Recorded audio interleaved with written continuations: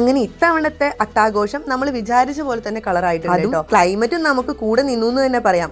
തെളിഞ്ഞ മനത്തിന് കീഴിൽ നിറഞ്ഞാടിയ ചമയങ്ങളെ സാക്ഷിയാക്കി തൃപ്പൂണിത്തുറ കേരളത്തെ ഓണം അറിയിച്ചു. ഇതെന്റെ വാക്കുകളല്ല, നമ്മുടെ സ്വന്തം മലയാള മനോരമയുടെ വാക്കുകളാണ് കേട്ടോ.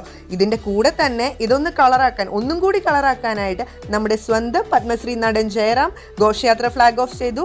അത്തപതാക ഉയർത്തിയത് പി രാജീവാണ്.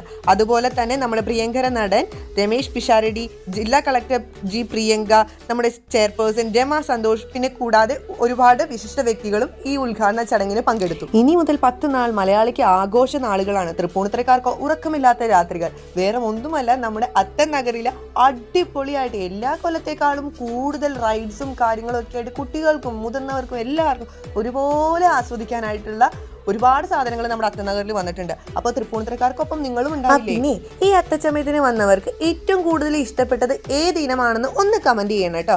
അപ്പോൾ എല്ലാവർക്കും ഒരിക്കൽ കൂടി ഞാൻ ഓണം ദിനാശംസകൾ നേർന്നുകൊണ്ട് happy Onam, have A nice day. ഈ ചാനൽ ആദ്യമായിട്ടാണ് കാണണമെങ്കിൽ ഒന്ന് ലൈക്ക് ചെയ്ത് സബ്സ്ക്രൈബ് ചെയ്ത് ഒന്ന് സപ്പോർട്ട് ചെയ്യണേ. അപ്പോൾ thank you, bye bye, see U.